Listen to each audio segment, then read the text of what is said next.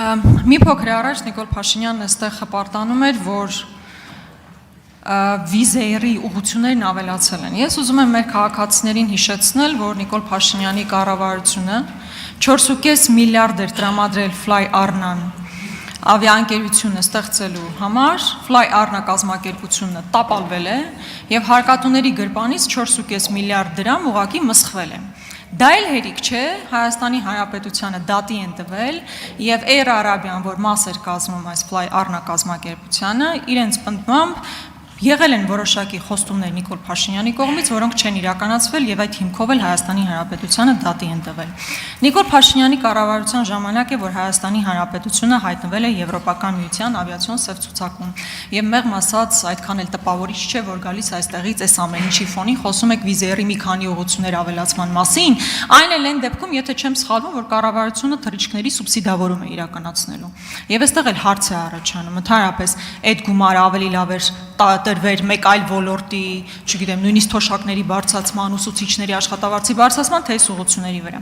Եվ հետո կոռուպցիայի մասով այստեղ մի շատ ուրախանալու ինչ առիթ կա, որ մեդիայում դա տարածվում է։ Խնդիրը ոչ թե պետք է լինի, որ դա հրապարակային կա ու մենք դրանից մեզ լավ զգանք, պետք է խնդիրը ձեր առջև դրված լինի, որ այդ կոռուպցիոն խնդիրները լուծվեն, բացահայտվեն կոռուպցիոներները, բայց ամեն անգամ այստեղից հարց հնչեցնելուց հետո եւ որևէ հետևանք չի լինում։ Բայց իմ հիմնական խնդիրը ես վերադառնալու եմ իմ գործընկերոջ հարցին, թաղապետի քաղաքացու ծեծի դեպքն է։ Դուք իրավական բան եք ասում, եք դատախազ կա, քննչական կա, թող գնան զբաղվեն։ Բայց դուք այդ դեպքից հետո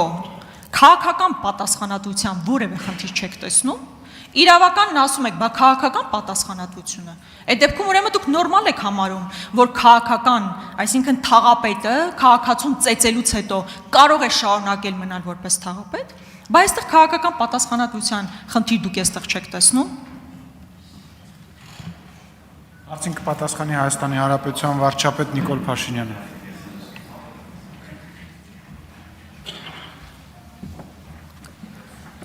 Ես չեմ դադարի կրկնել, հարգելի գործընկերներ, որ լավ կլինի, որ մենք բոլորս որևէ բանի մասին խոսելիս վստահ լինենք, որ հասկանում ենք, թե ինչի մասին ենք խոսում։ Մասնավորապես խոսելով վիզեր ավիաընկերության կատարած հայտարարության մասին, դուք ասում եք, որ լավ կլիներ այդ գումարները տալ թոշակներին, մինչդեռ չեք արձանագրում, որ վիզեր ավիաընկերության այս հայտարարությունը նշանակում է, որ հանրապետության ամենատարբեր մարզերում, Երևան քաղաքում, տուրիզմի ոլորտում կատարված միլիարդավոր դրամների ներդրումները արդարանում են, եւ վիզեր ընկերությունը տուրիստ բերող ընկերություն է Հայաստանի Հանրապետություն, որի գործունեության արդյունքում Հայաստանի Հանրապետության պետական բյուջեի եկամուտները աճելու են եւ որի արդյունքում մենք այդ թվում թոշակները մնացած պետական ծախսերը ավելացնելու հնարավորություն ենք ունենում։ Էլ չեմ ասում, որ ձեր գործընկերները ժամանակ առ ժամանակ խոսում են, բա Հայաստանում օտարերկրյա ուղիղ ներդրումները, սա ուղիղ ոչ միայն Հայաստանում օտարերկրյա ուղիղ ներդրումը, այլև սա միջազգայինորեն այդ ոլորտի ամենահեղինակավոր բրենդի կողմից ազդակա միջազգային հանրությանը, որ Հայաստանը ներդրումներ անելու, տնտեսական գործունեություն ծավալելու շատ լավ տեղ է։ Երկրորդը անիվի հետ կապված, այո, ես չեմ դադարի ասել եւ պնդում եմ, որ այո, մենք բոլոր հնարավոր եւ անհնար միջոցները ձեռնարկել ենք եւ ձեռնարկում ենք, որպեսզի Հայաստանի Հանրապետության քաղաքացիների համար ճամփորդելու այլ ընտրանքային եւ մատչելի եղանակներ ձևավորվեն։ Այդ առավոտի ծիրիկուն խոսում եք բանի մասին։ Առավոտի ծիրիկուն խոսում եք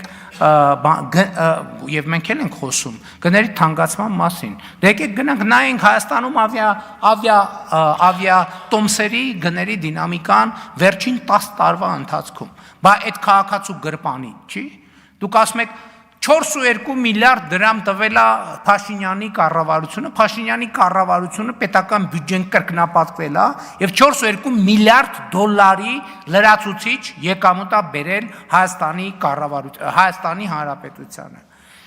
Ապօրինի բռնագանձված գույքերի եւ հարակից մեխանիզմների գործադրման 5 միլիարդ դոլարից ավելի գույք, որ այսօր պետք է մնար տարբեր կոռուպցիոներների գրպանում, այսօր ծառայում է Հայաստանի Հանրապետությանը։ Ինչ վերաբերվում է մնացածին, այդ նաեւ կոռուպցիայի դեմ պայքարը ո՞նց է։ Առաջին կոռուպցիայի դեմ պայքարի կարևորագույն կետերից մեկը կոռուպցիայի վերաբերյալ իրազեկումն է։ Կոռուպցիայի դեպքերի այդ բաները լուսարձակները, որ Հայաստանում այդքան բան են սփռված են կառավարության քաղաքականության շնորհիվ։ Չհասկացա, այդ արդեն ձեզ համար այդպես սովորական բան է, հա։ Հայաստանը որևէ ցուցանիշով աշխարհում 34-րդ տեղն է, եւ դա հա ինչ ա եղել որ։ Հա դե բա հա ինչ ա եղել թողելներ։ Ինչ վերաբերվում է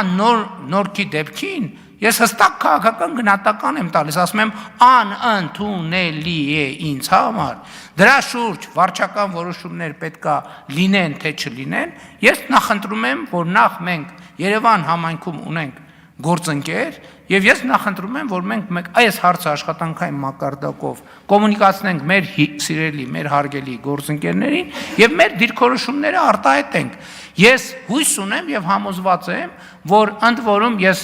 իմանալով նաեւ Հանրապետություն կուսակցության արժե համակարգը, ես համոզված եմ, որ օրինակ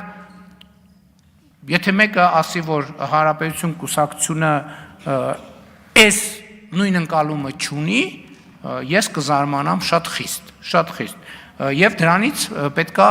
բխեն կոնկրետ հետևանքներ ամենայն հարգանքով բոլորի նկատմամբ։ Ընդ որում, գիտեք ինչ, բոլորս մարդիկ ենք եւ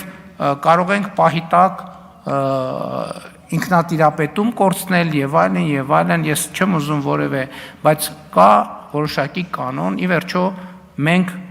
մարդ լինելուն զուգահեռ քաղաքացի ենք, պաշտոնյա ենք եւ ի վերջո Հայաստանի Հանրապետությունը պետություն է եւ սրանից բխող բոլոր հետևանքներով։ Նախ անկեղծ ես միևնույն է չեմ հասկանում, թե այդտեղ հպարտանալու ինչ կա, որ մեդիաներում ամենօրյա ռեժիմով կոռուպցիոն նոր դեպքեր են արձանագրվում։ Հպարտանալու տեղ պետք է լիներ, երբ որ այդ կոռուպցիոն դեպքերը բացահայտվեին։ Ես չգիտեմ արդեն որ երրորդ անգամ պետք է ասեմ, մի մեղադրյալ, քանի անգամ եմ ձեզ հարցրել, մի մեղադրյալ, եթե անիվի գործով չի ներգրավում այս գործի մեջ, հիմա դուք եկել ինչ եք ասում։ Ինչ կոռուպցիայի հետևից գնալ, ինչ բյուջե լցնել կոռուպցիոն այդ նախկին սխեմաների մասով եւ այլն։ Դուք այդ քաղաքական կամքը չունեք ձեր սեփական թիմին պատասխանատվության ենթարկելու։ Դա ուղիղ, պարզ ասեք։ Հետո այդ հպարտանալու բանը, որ այսքան միլիարդով բերել եք, մոռանում եք 7 միլիարդ Պարտք են կուտակել միայն ձեր կառավարության ժամանակ ու երբ որ մատը ստանեմ ցույց տամ կոնկրետ ինչի վրա է գնացել չկա անընդհատ նորոգվող վերանորոգվող նույն ճանապարհը տարին 5 անգամ վերանորոգվում եք դրանից ավել ոչ մի ստրատեգիական նշանակության բան չի կառուցվել բայց քաղաքապետի մասով նախ ձեր կոալիցիոն գործընկերը հստակ հայտարարություն է արել եւ այդ տվյալ դեպքը կապել է աշխարհակաղակական տարբեր կենտրոնների դավադրությունների հետ դա է իրենց մոտեցումը ասեք ուրեմն դա էլ նաեւ ձեր մոտեցումն է կրկնում եմ կա քաղաքական պատասխանատվություն, այդ որ գնում եք տարբեր տեղել կրթվելը նորաձև է, արշավ եք իրականացնում։ Բայց այնտեղ մեկը ձեզ չի հարցում, այդ կրթությանը զուգահեռ։ Բա օրը ցերեկով 10 հոգով մի մարդու ծեծում են։ Հետո բերմանա ենթարկում ծեծվողը եւ ոչ թե ծեծողը։ Հետո ծեծվողին եւ նրա գործընկեր Մեսրոբ Մանուկյանի նկատմամբ ավելի ծանր քրեական հոդված է դրվում, քան ծեծողի նկատմամբ։ Բայց ամեն ինչը ձեզ մոտ դիսոնանս որևէ կերպ չի առաջացնում։ Հոմենակ բառեր ասելով չի։ Դատապարտումը հստակ գործողություն պետք է ունենա, թե չպետք է ունենա։ Ուրեմն եթե դուք դահլիճում եք, հստակ լսեցիք ես ինչ ասեցի։ Եթե դահլիճում եք, հստակ լսեցիք ես ինչ ասեցի։ Երկրորդը տարածքային կառավարման եւ ենթակառուցվածքների նախարարը հստակ արտահայտվեց։ Եվ դուք ուղիղ սուտ եք ասում, ասելով, որ մենք այն ճանապարհները, որոնք այդ վիճակում են, այդ ճանապարհները չեն ընդունվում, նրանց համար չի վճարվում։ Լավ։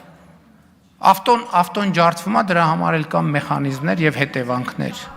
Եվ դա այո, նաեւ նրանից է, որ ես ասում եմ, որ ժողովուրդ ջան, հերիքա ասեք, որ մենք հազարամյակների շինարար ենք, մենք ճամփա սարքել չգիտենք, դպրոց սարքել չգիտենք, շենք սարքել չգիտենք։ Հիմա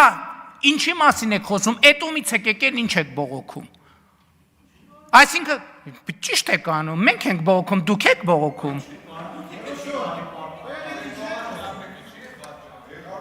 Երկրորդը, ասում եմ, Երկրորդը հպարտանալ ի՞նչ։ Խաչատրյան կարող է չխոսել։ Մի րոպե կթողեք խոսամ։ Հպարտանալու բան կա, որ երկրում 2018 թվականին տեղի ունեցած ժողովրդական ոչ բռնի թավշյա հեղափոխության արդյունքում Հայաստանը մամուլի ազատության համաշխարհային ինդեքսում 34-րդ տեղն է։ Այս մեկ, սա հպարտանալու բան է։ Երկրորդը, ասում եք բացահայտումը սկսվում է հրապարակայնությունից։ Երրորդը, բոլոր այն դեպքերում, երբ որ քրեական պատասխանատվության ենթակա մարդ կա, բոլոր այդ դեպքերում քրեական պատասխանատվության մարդը կենթարկվի։ Չորրորդը, Հայաստանի Հանրապետությունում մամուլը չի դատական իշխանությունը։ Հայաստանի Հանրապետությունում կա դատական իշխանություն, որ մամուլի հոդվածներով գնայինք, հիմա ձեզ կախաղաններ էինք անել եւ Հայաստանից արտաքսել էինք ընդհանրապես։ Այսինքն մամուլի, բայց ձեր մասին ինչ են գրում մամուլի հոդվածներ։ Դուք ընդհանրապես ինչ եք ասած, ձեր մասին գրում եք, որ դուք օտարերկրյա շպիոններ եք։ Ինչ գործ ունեք դուք ես դահլիճում ընդհանրապես նստած։ Մամուլի հրապարակումներով առաջնորդվեմ, սաղիթ պետք է տանեմ լսեմ ԱԱԾ-ի պատվալը, որ մամուլի Ձերներ եք։ Առաջինը դու պետք է գնաս ու դու կգնաս։ Հերիքա մամուլի բան անես։ Մամուլը ձեր մասին ինչա գրում։ Ինչա գրում ձեր մասին մամուլը։ Գրում է որ օտարերկրյա գործակալ եք, 5-րդ անիվ եք, ազդեցության գործակալ եք մամուլը։ Մամուլի գրածների նստեք տեղները ձեններդ կտրեք, ներվերս էլ չուտեք։ Ասի վերնգի տեղը տասի ներվերս չուտես։